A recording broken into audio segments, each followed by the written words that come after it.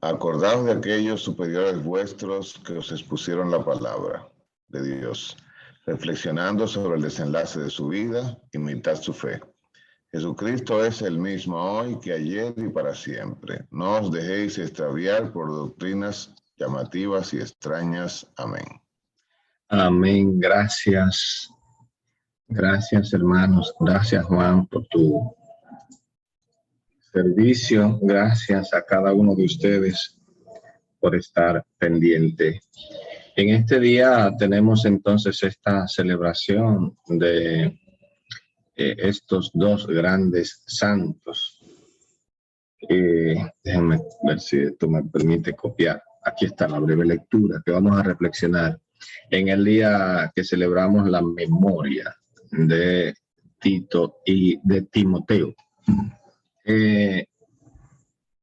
Es sumamente interesante porque ayer celebramos la conversión de San Pablo y esta celebración es uno de los frutos de la predicación de Pablo. Es algo de lo que nosotros tenemos que estar bien claro.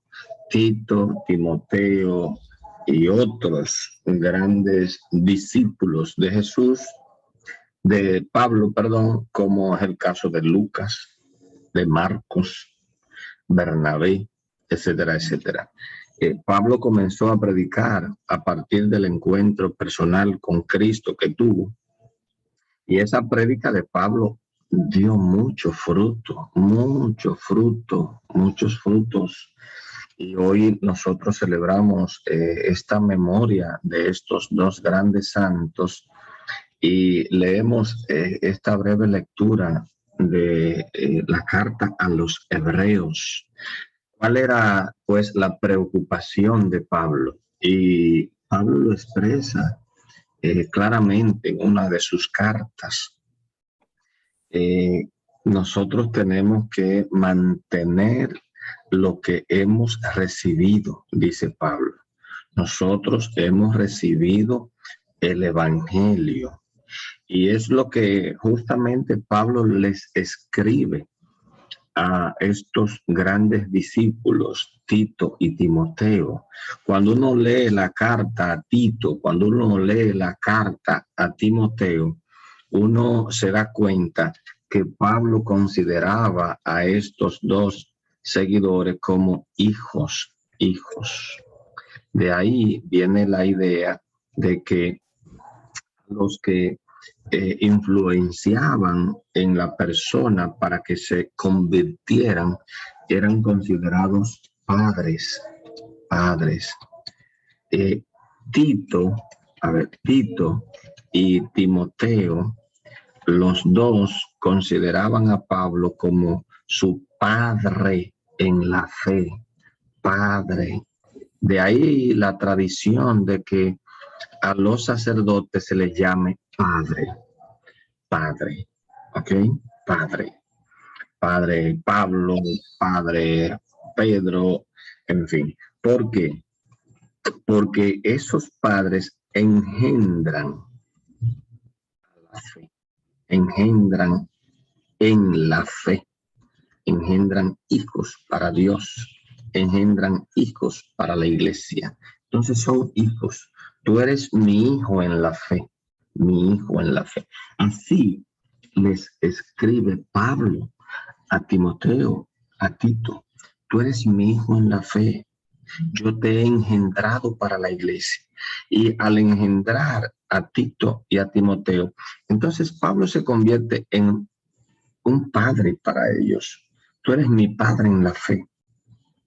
De ahí entonces insisto en que a los sacerdotes pues comúnmente se le llamen padre, ¿no?